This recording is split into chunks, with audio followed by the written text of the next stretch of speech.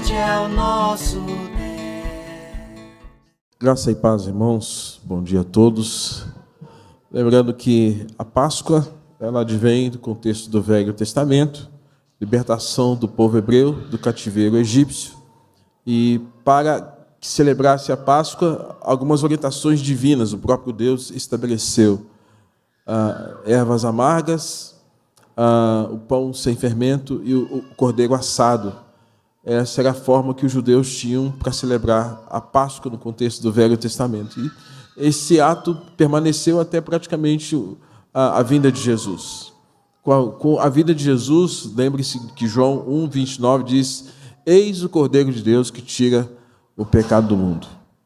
Portanto, Jesus agora é o Cordeiro Pascal. E naquela sexta-feira, antes da sua via crucis, antes do seu sofrimento, algo aconteceu. Nós vamos assistir um vídeo que antecede a pregação, que Deus possa nos abençoar com imagens do filme do Mel Gibson, né, Jesus, mas uma mensagem muito importante, muito interessante para nós começarmos essa fala. Vamos assistir. It's Friday.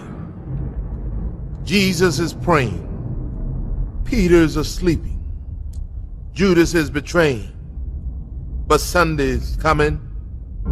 It's Friday. Pilate's struggling. The council is conspiring. The crowd is vilifying. They don't even know that Sunday's coming. It's Friday.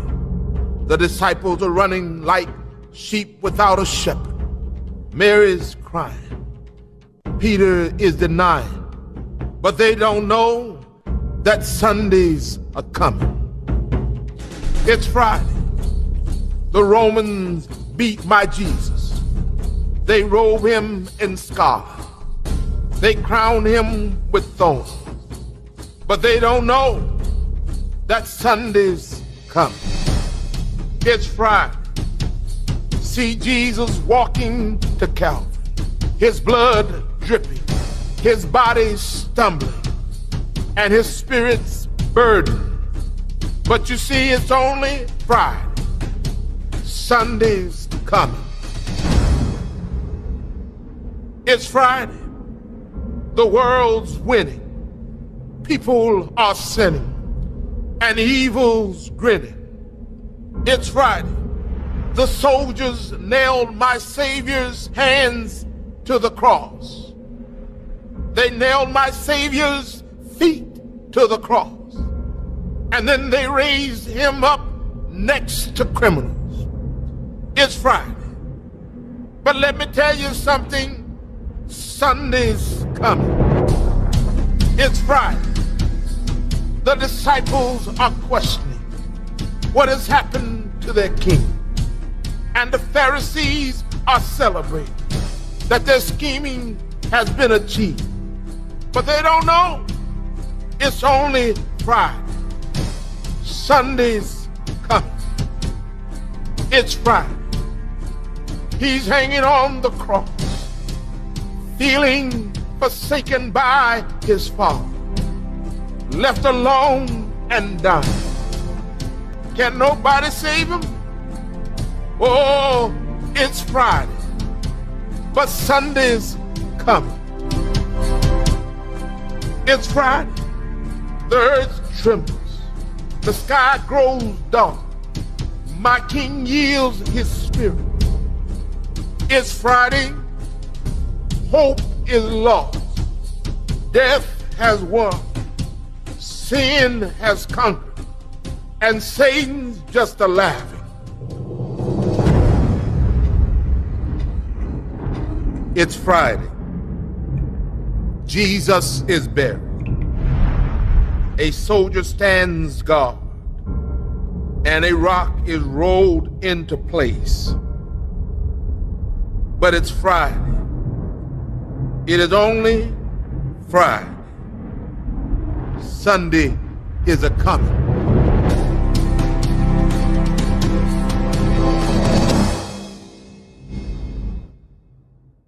O porque é domingo nós podemos nos alegrar, porque é domingo nós podemos ter esperança, porque é domingo nós podemos crer no amanhã.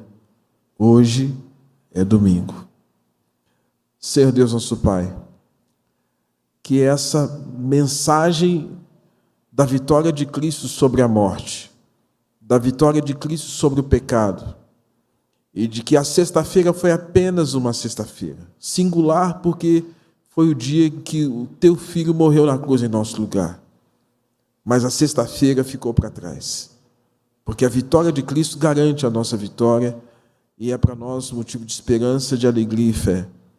Ó Deus, que nós estejamos imbuídos nesse espírito de desfrutar desse poder da tua ressurreição.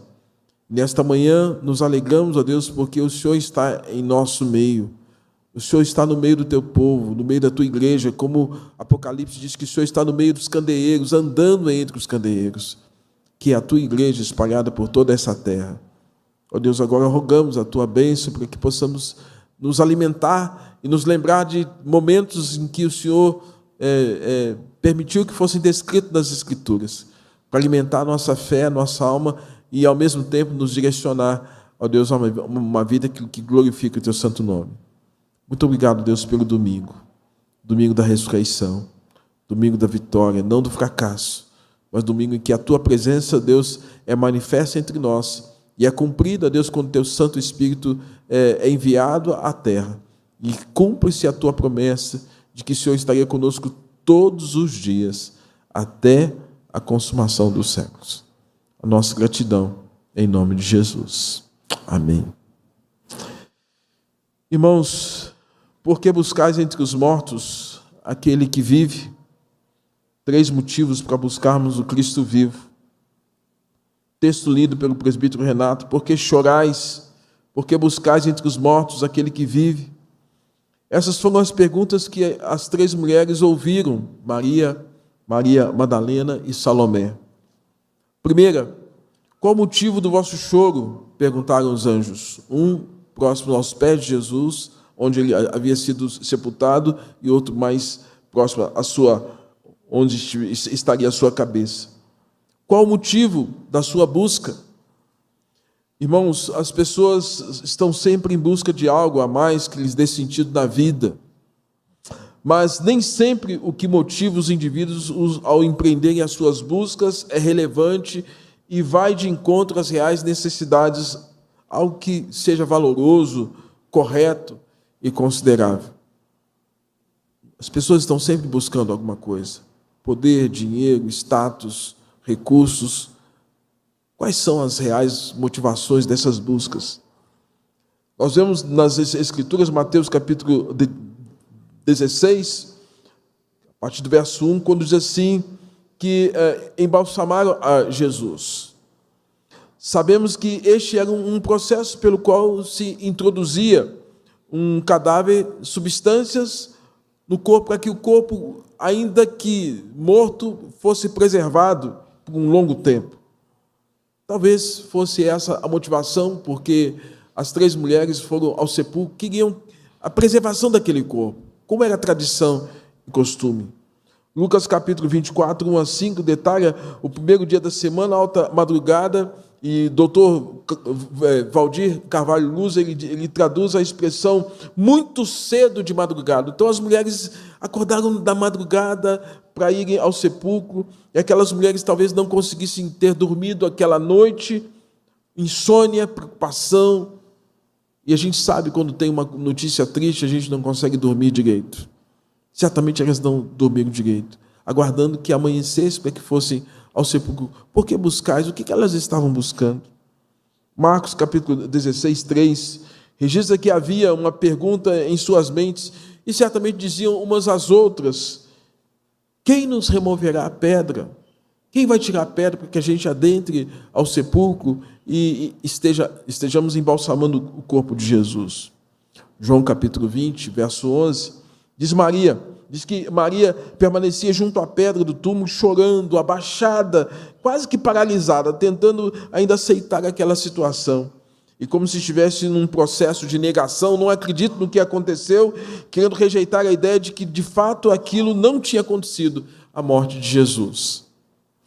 Essas eram algumas das dificuldades, queridos, que aquelas mulheres enfrentaram naquela manhã para ir ao sepulcro e embalsamarem a Jesus. Primeiro, irem ao sepulcro à madrugada. Mulheres, 3 mulheres sozinhas, não era comum. Segundo, como encontrariam alguém para remover aquelas pedras? Como resolveriam isso? Terceiro, como conter as emoções, um choro incontido, a tristeza que bateu no coração de todas elas pela morte do seu Senhor, pela morte de Jesus, o Filho de Deus. Interessante que todos os evangelistas registram o seguinte fato, que varões vestidos de branco, reluzentes, resplandecentes, apareceram. E a descrição do texto é: a quem buscais? Por que motivo estão aqui a esta hora da manhã? O que levou vocês a estarem aqui a esta hora da manhã? Marcos 16, 6, esse buscai o Nazareno. Mateus 28, 5, eu sei a quem buscais, a Jesus. A pergunta dos anjos nos remete a algumas considerações importantes. Por exemplo, o que é busca? Busca significa tentar descobrir. Tentar é o ato de pesquisar, de investigar, esforçar-se por achar ou examinar minuciosamente, investigar, pesquisar, esquadrinhar. Elas estavam em busca, esquadrinhando, tentando encontrar resposta, sentido para aquilo tudo. Amados, essa é a pergunta que vem à tona. A quem buscais? E se você começar a avaliar no cenário da vida contemporânea, o que nós estamos buscando? O que nós estamos buscando?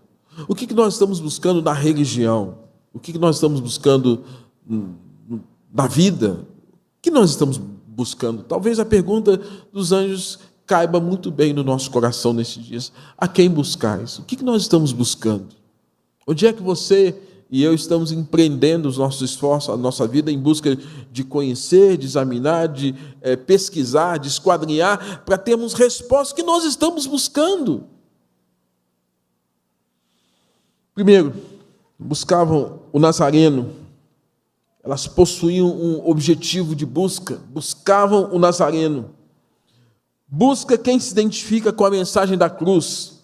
Nossa busca não deve ser meramente histórica ou científica, mas espiritual. Para isso é preciso que nós nos identifiquemos com a cruz e com a mensagem que é extremamente significante para nós. Aquelas 3 mulheres estavam não simplesmente ali por causa da necessidade mera de embalsamar o corpo de Jesus, ainda que a primeira intenção fosse essa. Mas aquelas mulheres ali estavam com um motivo nobre, queridos, que elas se identificaram com 3 anos que viram o seu Senhor, o seu Mestre, pregando, ensinando, curando, libertando, intervindo sobre a vida das pessoas e tocando a história da vida dessas pessoas. Não tem como não se impressionar quando alguém nos surpreende. E o tempo todo, irmãos, Jesus surpreendia aquelas mulheres agindo de maneira soberana e poderosa como Filho de Deus, mudando histórias, mudando vidas.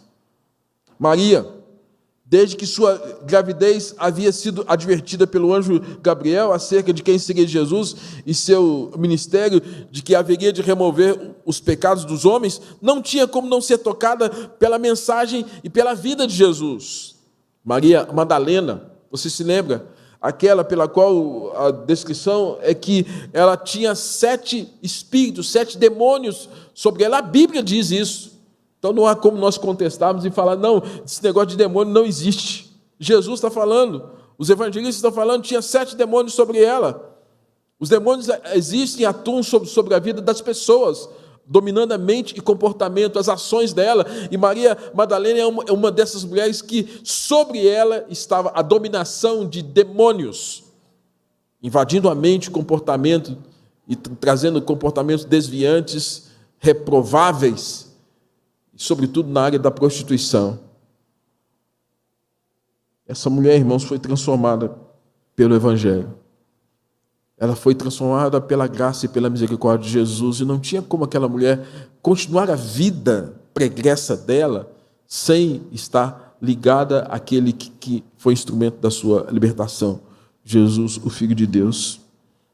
Agora, Os 7 demônios que a usavam, que a atormentavam, não estavam mais presentes em seus sonhos, em sua mente, em seus desejos, bem como na sua maneira de ser, vestir, relacionar-se com as pessoas.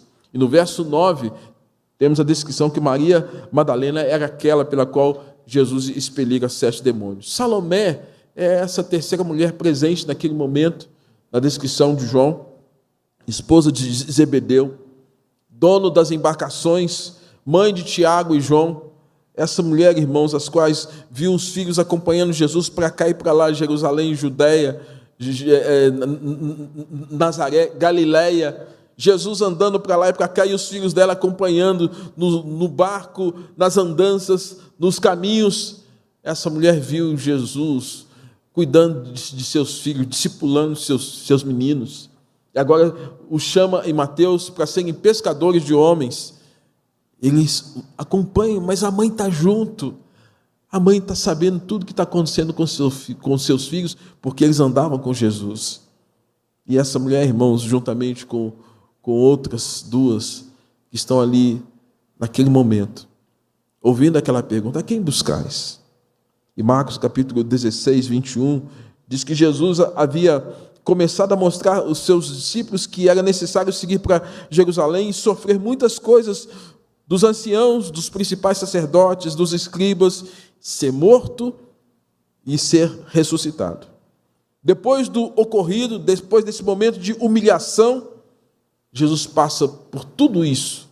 E é muito interessante, irmãos, que uma descrição que nós temos na narrativa dos evangelistas sobre o momento da crucificação de Jesus, que remonta à ideia do fato de Jesus passar por um mais alto estado de humilhação. Era comum no banheiro romano, os banheiros romanos eles eram coletivos, todo mundo usava o banheiro romano. Ou seja, tinha a parte das mulheres e tinha a parte dos homens. Nos banheiros romanos tinha uma pia com água e vinagre. E havia um caniço, uma madeira, com uma estopa, e, evidentemente, naquele tempo não tinha papel higiênico. Então, a higiene pessoal que era feita no contexto do banheiro romano, era, à medida que alguém usava o banheiro, pegava aquele caniço que estava naquela pia, que estava banhada com água e vinagre, como se fosse algo antisséptico, e aí usava aquele caniço para poder fazer a sua higiene pessoal. É interessante, irmãos, que Jesus, no momento em que está na cruz, lhe é oferecido, um dos evangelistas cita que havia vinho e fel. Mas esse caniço, na história romana, era fezes. Era um recipiente, era um objeto que estava um pouco mais limpo, mas era fezes. E eles oferecem para Jesus tentar aliviar a sua dor. A descrição é que Jesus não toma, mas aquilo era um ato de humilhar ainda mais o Filho de Deus. Jesus passou por tudo isso, irmãos. Por tudo isso. Lucas capítulo 28 fala que então se lembraram das palavras que importa que o Filho do Homem seja entregue nas mãos de pecadores. Elas viram isso tudo. Elas assistiram isso tudo. Essa cena terrível. E agora, irmãos, essas 3 mulheres estavam ali, observando de longe o que havia acontecido com Jesus. E agora foram ao templo, na madrugada. Elas sabiam a quem buscavam. Elas conheciam a quem buscavam. Elas amaram a quem buscavam.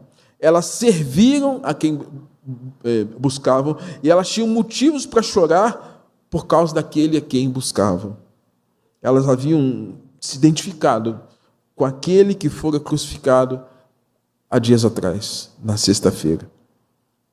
O teólogo suíço Karl Barth, ele diz o seguinte em uma citação no livro Discípulos Hoje, uma citação do livro de Sproul. O teólogo reformado. Diz ele: a palavra mais importante do Novo Testamento é a pequena palavra uper, que significa a favor da morte de Jesus ocorreu em favor de nós. A morte de Jesus ocorreu em favor de nós. Ele está dizendo assim, olha, ele passou por tudo isso porque ele morreu em favor de nós. Ele tomou sobre si a maldição em favor de nós. Ele foi exposto àquele caniço tomado por um cheiro de fezes em favor de nós. Ele suportou os pregos na cruz em favor de nós. Ele suportou as dores dos pregos em seus pés em favor de nós. Ele sofreu a dor dos espinhos em sua fronte em favor de nós. É por isso que Jesus, ele chega a dizer em João 10, verso 15 ao verso 18, dou a minha vida pelas minhas ovelhas. E aquelas mulheres, irmãos, elas se identificaram. Elas não estavam ali meramente porque eram mulheres legais, mas elas se identificaram com essa mensagem. Fez sentido para elas. Lucas, ele diz que aquelas mulheres sabiam que era a favor delas que tudo aquilo havia ocorrido. A quem buscais? O Nazareno, o crucificado. A quem nós estamos buscando? A quem nós estamos buscando? Segundo, buscavam aquele que está vivo. É categórico a fala dos anjos que estão ali. A fala do anjo foi categórica. Ele ressuscitou. Ele não está mais aqui. Vede o lugar onde tinham posto. Como reformados, nós cremos na autoridade das Escrituras, na sua inerrância, tal como na sua suficiência. Ou seja, nós cremos, primeiro, que não há outro livro ou texto que tenha tamanha autoridade sobre o que se sabe sobre os atos soberanos de Deus e seu plano de salvação do que nas Escrituras. Não há outro livro que tenha tanta autoridade e suficiência como nós cremos que será a Bíblia. Segundo, não há nada de errado no que ela diz. Para nós, a Bíblia é a palavra de Deus, não aquela que contém a palavra de Deus. Terceiro, é o que ela diz que é suficiente para que possamos aprender sobre o plano da salvação através da vida de Jesus. Então, o que a Bíblia traz aqui, através da declaração de Lucas, é categórico. E a afirmação dos anjos: ele ressuscitou, ele não está mais aqui, ele ressuscitou, vede o lugar onde tinham posto, ele ressuscitou. Então, irmãos, nós temos que crer nessa mensagem. E se você crê nessa mensagem categórica das Escrituras de que Jesus Cristo ressuscitou, você vai estar atento às ideias esdrúxulas, e eu diria, às teorias que se levantaram e que se levantam até hoje para falar acerca de que Deus não existe. Há uma premissa de Nietzsche, de que Deus morreu na morte de Jesus, de que quando Jesus Cristo morreu, Deus morreu. E na premissa de Nietzsche, então, a partir já que Deus morreu na morte de Jesus, não existe Deus. Já que não existe Deus, podemos viver uma vida de ateístas. Opa! Aí Paulo vai dizer: se Cristo não ressuscitou, é vã a nossa fé, e vã a nossa esperança, e vã a nossa pregação. Primeira teoria que tenta desqualificar a ressurreição, a teoria do desfalecimento. É a linha que argumenta que Jesus não estava realmente morto quando o sepultaram e que ele parecia estar morto, porém, mais tarde, reviveu no túmulo. Primeira teoria. Uma segunda teoria, da sepultura errada. Esta afirma ou sugere que tanto os amigos quanto inimigos tinham esquecido onde Jesus havia sido sepultado e por isso estavam em busca da sepultura errada, a qual nenhum corpo havia sido sepultado ainda. Terceira, a teoria da alucinação. Essa noção implica que os discípulos ficaram perturbados, emocionalmente confusos depois da morte de Jesus e pensaram tê-lo visto vivo, mas Jesus permaneceu morto. A quarta teoria, descrita inclusive nas Escrituras, teoria do roubo. Alguns pensavam que os discípulos de Jesus roubaram o seu corpo e mais tarde declararam que ele tinha sido ressuscitado. Conquanto esta explicação seja mais velha, é mais difícil levá-la a sério. Por quê? Os discípulos teriam roubado o corpo de Jesus? Essa é a pergunta. Por que eles roubariam o corpo de Jesus? Falariam que Jesus havia sido ressuscitado, e se depois eles tiveram como um grande problema a perseguição por causa dessa mensagem, por que eles fariam isso? Não fazia sentido. Irmãos, elas não encontraram o Cristo morto. Elas encontraram o túmulo vazio. Encontraram o túmulo vazio. Uma das mulheres perguntou: onde o puseste? E na mesma hora o próprio Jesus, próximo a elas, falou o nome delas. Maria. Maria. Deve ter sido, irmãos, algo surpreendente. Pensa num momento desse. Eu, quando estava preparando essa mensagem, eu quase chorei quando comecei a pensar numa situação dessa. Jesus, próximo a elas, ela sem saber direito o que estava acontecendo, Jesus fala o nome delas, Maria. Em Mateus 28:10 diz que eis que Jesus veio ao encontro delas, aproximando-se, abraçaram-lhe os pés e o adoraram. Irmãos, essa é a atitude que todos nós precisamos ter diante de um Deus que ressuscitou o seu Filho. Elas têm uma adoração tão intimista e tão desprovida de conceitos e preconceitos. Elas não estão preocupadas com nada, porque o Cristo dela está vivo. E porque o Cristo está vivo, elas abraçam os pés de Jesus.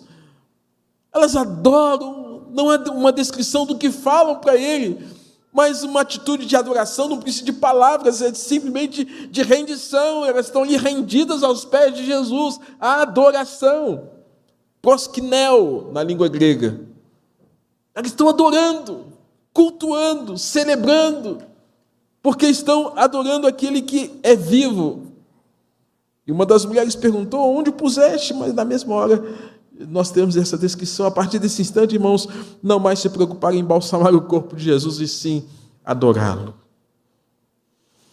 Muitos têm tido uma busca do Cristo morto para embalsamá-lo, talvez embalsamá-lo e ver uma fé morta, uma fé inoperante, preservando uma ética morta, uma fé morta, uma vida cristã morta, fossilizada do velho homem. Isso significa uma vida sem Cristo, uma vida onde Cristo, talvez, para muitos, como no romanismo, ainda está pregado naquele madeiro. É uma fé morta. O Cristo pregado no madeiro é um Cristo que ainda não passou pela ressurreição. O que ele vai fazer? Ele está pregado ali. Talvez muitos vivam essa fé morta. Mas aquelas mulheres foram impactadas, irmãos, com esse poder da ressurreição, porque estavam ali diante daquele que está vivo sobre todos, sobre tudo. Terceiro, buscavam aquele cuja mensagem tocou suas vidas. Primeiro, buscavam aquele com quem se identificaram na cruz. Segundo, buscaram aquele com quem foram tocados pela ressurreição. Terceiro, buscaram aquele cuja mensagem tocou suas vidas. Elas se identificaram com o que mais ele fazia, que era pregar e proclamar uma mensagem de esperança e salvação. Mateus capítulo 28, 10, diz o texto: ide, dizei aos discípulos, falem aos discípulos, falem aos 11, ele ressuscitou, eu ressuscitei. João capítulo 20, verso 17, diz: vai ter com os teus irmãos e diz-lhes, vai aos teus irmãos e fale que eu estou vivo. Irmãos, essa é a mensagem pela qual Jesus nos ensina, que está agora no coração daquelas mulheres encantadas. Adoraram, serviram, e agora com uma missão de falar que Jesus estava vivo e poderia tocar a vida daquelas pessoas. Ao sair, elas disseram aos discípulos: nós vimos o Senhor. Lucas capítulo 24, 9 diz: e voltando do túmulo, anunciaram todas as coisas aos 11 e os demais que com eles estavam. Elas tinham uma mensagem porque foram impactadas pela presença do Cristo vivo. Quem não é impactado pela graça e pelo poder do Cristo vivo não tem mensagem, não tem o que falar. Talvez este seja um diagnóstico que identifica porque às vezes nós nos calamos diante de tantas necessidades que o mundo tem. Talvez porque nos falte o encontro pessoal com Cristo.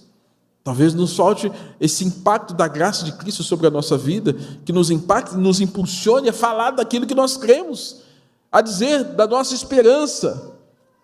Irmãos, quem não tem compromisso com a cruz, não tem como viver a vida cristã. E quem não foi tocado pelo poder da ressurreição de Cristo, não vive a vida de Cristo e as bênçãos que ela traz. E quem não tem compromisso de proclamar a Cristo com a sua vida, é sinal que ainda não o encontrou. Aquelas mulheres encontraram o túmulo vazio, o Cristo ressuscitado, e a estimulação dele de que elas tinham uma mensagem no coração para dizer: falem para as pessoas que eu estou vivo.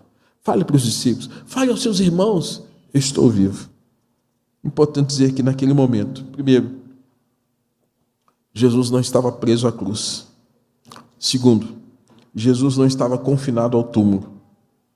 Ele estava ali junto daquelas mulheres. Estava junto delas.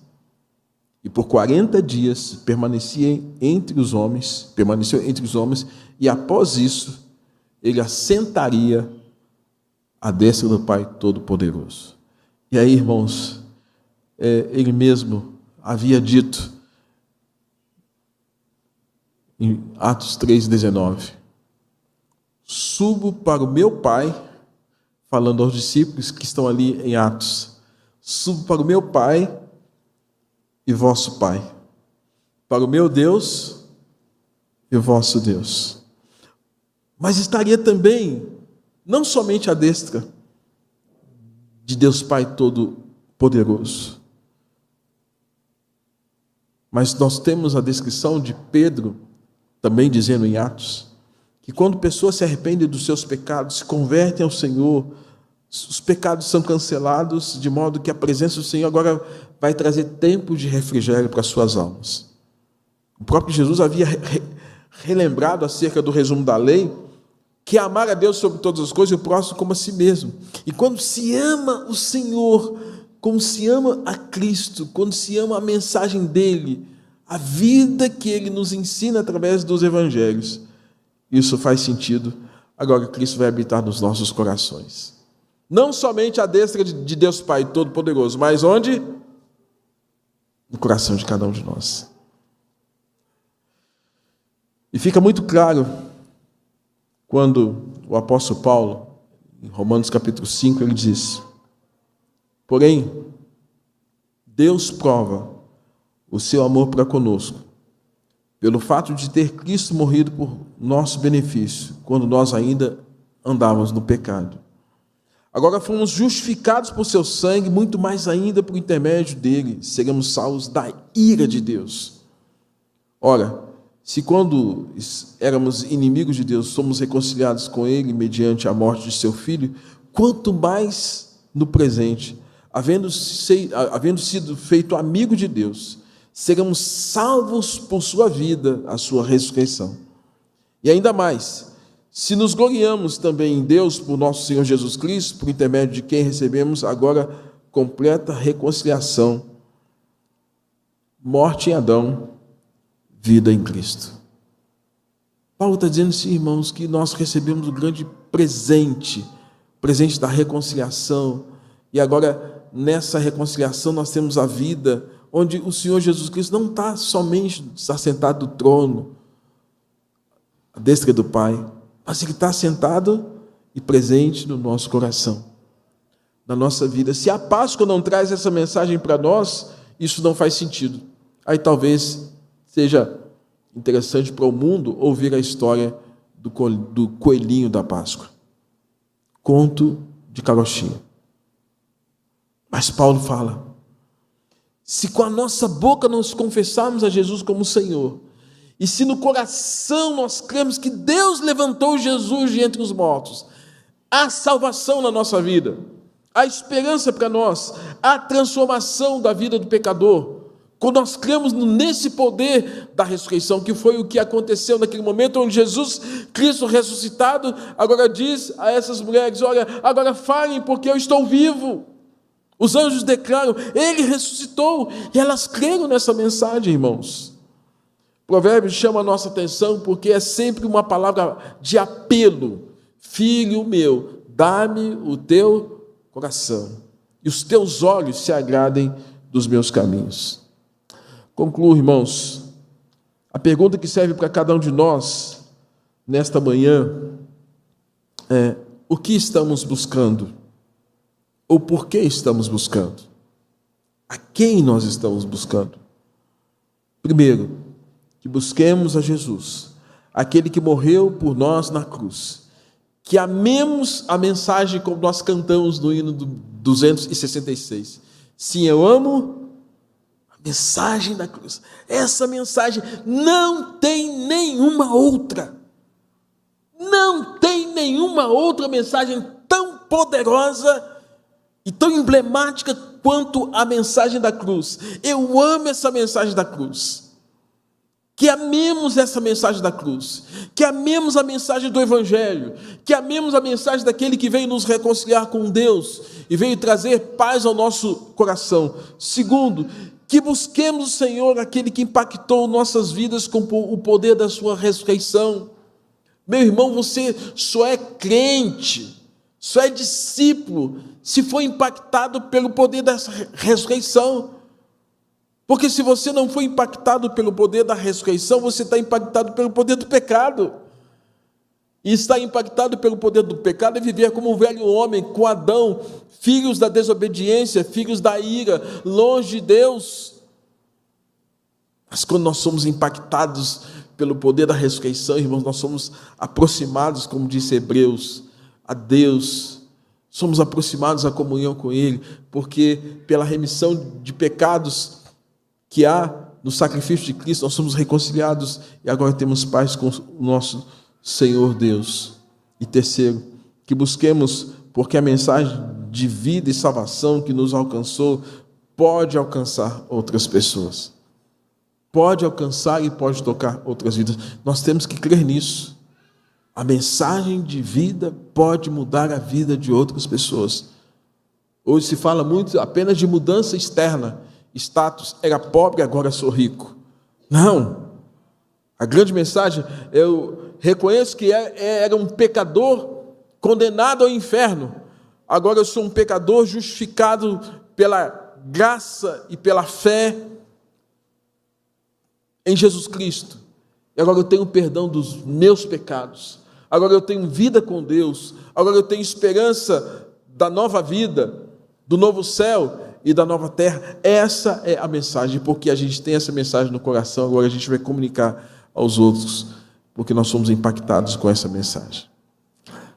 Que essa Páscoa seja diferente. Diferente porque nós cremos num Cristo que está vivo. A sexta-feira ficou para trás. Hoje é domingo. Que o Senhor nos abençoe.